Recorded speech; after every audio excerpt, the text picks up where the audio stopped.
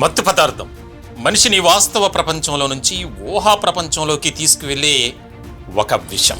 దీనికి అలవాటు పడితే మనిషి సహజంగా తనకుండే విచక్షణ జ్ఞానం, తప్పు ఒప్పులను మర్చిపోతాడు.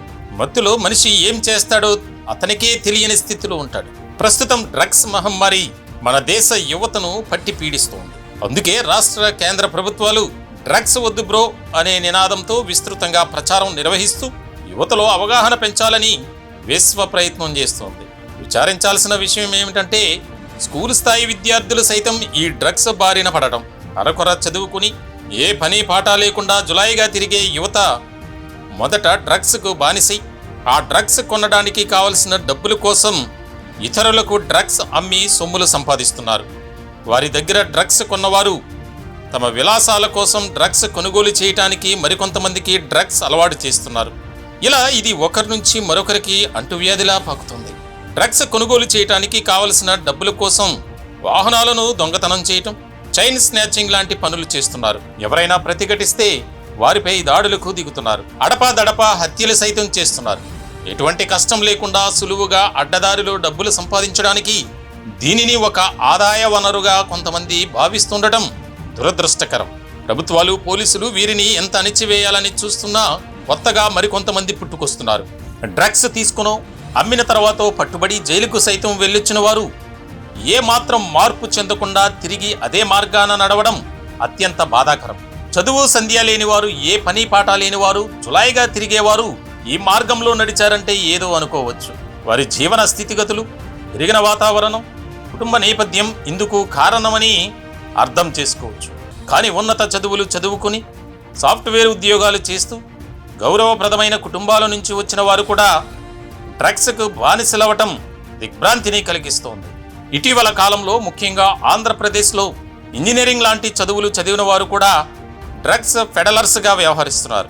కేవలం 1 గ్రాము కొకైన్ 20,000 రూపాయలంటే ఇది ఎంత ఖరీదైన వ్యవహారమో తెలుస్తుంది. 1 కిలో కొకైన్ దాదాపు 2 కోట్ల రూపాయల ఖరీదు చేస్తుంది. అంతర్జాతీయ డ్రగ్స్ ముఠాలు దీనిని తమ ఆదాయ వనరుగా మార్చుకున్నాయి. అంత ఖరీదు పెట్టి కొనుక్కోలేని సామాన్యులు తక్కువ రేటుకు దొరికే గంజాయి లాంటి మత్తు పదార్థాలకు అలవాటు పడుతున్నారు. అతి తక్కువ ధరకే దొరికే ఈ గంజాయి సామాన్యులకు సైతం ఎక్కడ పడితే అక్కడ విచ్చలవిడిగా దొరుకుతోంది. ఉత్తరాంధ్రలోని మారుమూల గిరిజన ప్రాంతాలు ఈ గంజాయి సాగుకు కేంద్రంగా ఉంటున్నాయి. పోలీసులు, నార్కోటిక్స్ అధికారులు దాడులు చేస్తున్నప్పటికీ ఈ పంట సాగు మాత్రం కొనసాగుతూనే ఉంది. దీనికి కొంతమంది రాజకీయ నాయకులు, అధికారులు కొమ్ము కాస్తుండటం క్షమించరాని నేరం. అక్కడ నుంచి రాష్ట్రంలోకి, దేశంలోకి సరఫరా అవుతుంది. అడ్డదారిలో డబ్బులు సంపాదించడానికి అలవాటు పడ్డ కొంతమంది దీనిని విద్యార్థులకు, చిన్నపిల్లలకు సైతం అలవాటు చేస్తున్నారు. గంజాయి కొనడానికి డబ్బులు లేకపోతే బైక్లు, కార్లు దొంగతనం చేసి గంజాయి వ్యాపారులకు ఆ వాహనాలను ఇచ్చి ప్రతిఫలంగా గంజాయిని తీసుకుంటున్నారు. అలా దొంగిలించిన వాహనాలకు గంజాయిని ఇచ్చిన వ్యాపారులు ఆ వాహనాలను గంజాయి రవాణా చేయడానికి వాడుతున్నారు.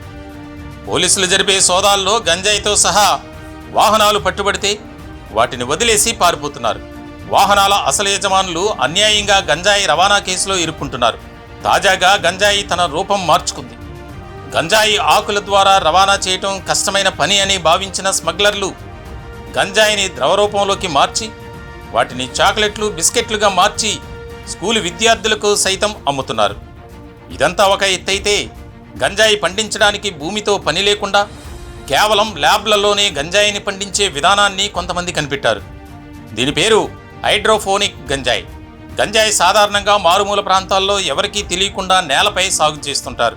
పంట చేతికి రావడానికి కనీసం 4 నెలలు సమయం పడుతుంది. అయితే హైడ్రోపోనిక్ గంజాయిని మట్టికి బదులు ప్రయోగశాలల్లో పెంచుతారు. ఎవరికీ తెలియని రహస్య ప్రాంతాల్లో ల్యాబ్లు ఏర్పాటు చేసి ఉష్ణోగ్రతను కంట్రోల్ చేసే విధానంలో సూక్ష్మ పోషకాలున్న ద్రవ పదార్థాలను మొక్కలకు అందిస్తుంటారు. దీనివల్ల గంజాయి మొక్క అనుకున్న దానికంటే వేగంగా పెరిగి పంట చేతికొస్తుంది. ప్రత్యేక పద్ధతుల్లో పోషకాలు అందించడం ద్వారా ఇందులో మత్తు శాతం సాధారణం కంటే ఎక్కువగా ఉంటుంది. మామూలు గంజాయితో పోలిస్తే హైడ్రోపోనిక్ గంజాయిలో 30% మత్తు అధికంగా, కొకైన్తో సమానంగా ఉంటుందని కొంతమంది పోలీసులు చెబుతున్నారు. ఇలా పండిన గంజాయి 1 గ్రాము 10,000, కిలో ఏకంగా 1 కోటి రూపాయలు. నెల రోజుల వ్యవధిలో హైదరాబాద్లోని శంషాబాద్ ఇంటర్నేషనల్ విమానాశ్రయంలో 53 కోట్ల రూపాయలు విలువ చేసే గంజాయిని నార్కోటిక్స్ బ్యూరో స్వాధీనం చేసుకుంది. ఆంధ్ర, ఒడిశా సరిహద్దులు, మహారాష్ట్ర, కర్ణాటక నుంచి గంజాయి, ముంబై, గోవా, బెంగళూరు నుంచి డ్రగ్స్ రవాణా జరుగుతుండగా ఏకంగా విదేశాల నుంచి ప్రత్యేకంగా గంజాయి రావడం పోలీసులకు కొంత ఆందోళన కలిగిస్తుంది. ఈ డ్రగ్స్కు సాధారణమైన యువతే కాకుండా సినిమా సెలబ్రిటీలు, రాజకీయ నాయకులు కూడా బానిసలవ్వటం దురదృష్టకరం. కొన్ని రోజుల క్రితం బీఆర్ఎస్ మాజీ ఎమ్మెల్యే పైలట్ రోహిత్ రెడ్డి తన ఫామ్ హౌస్లో డ్రగ్స్ పార్టీ జరగడం, ఆ పార్టీలో 11 మంది దొరకడం, వారిలో 6గురికి డ్రగ్స్ తీసుకున్నట్లుగా రిపోర్టులో రావడం జరిగింది. ఆ పార్టీలో ఉన్న వారంతా బడా వ్యాపారస్తులు, పలుకుబడి కలిగిన రాజకీయ నాయకులు.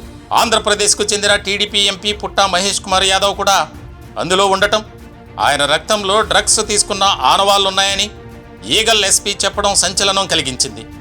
దేశంలోని కోట్లాది మంది ప్రజలకు ప్రాతినిధ్యం వహించే ఒక ఎంపీ ఇలా డ్రగ్స్ సేవించడం దేనికి సంకేతమో వారే చెప్పాలి.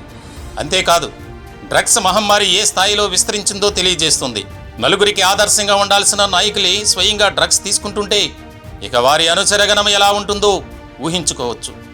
గతంలో సినీ హీరో నవదీప్, దర్శకుడు పూరి జగన్నాథ్, ఇంకా అనేక మంది సినీ సెలబ్రిటీలు డ్రగ్స్ తీసుకున్నారన్న ఆరోపణలతో పోలీసుల కేసులు, విచారణలు ఎదుర్కొన్న సంగతి కూడా తెలిసిందే.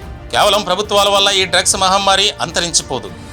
విద్యార్థుల తల్లిదండ్రులు, ప్రజలు, నాయకులు, గురువులు, మీడియా తమ పరిధిలో ఈ డ్రగ్స్ మహమ్మారిపై పోరాటం చేయాల్సిన అవసరం ఎంతైనా ఉంది. ముఖ్యంగా విద్యార్థులు డ్రగ్స్ బారిన పడకుండా కాపాడుకోవాల్సిన బాధ్యత అందరిపైన ఉంది.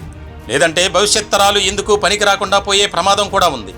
డ్రగ్స్ కంటే ప్రమాదకరమైన మరొక విషయం కూడా ప్రస్తుతం యువతని పట్టి పీడిస్తుంది. అదే విచ్చలవిడితనం.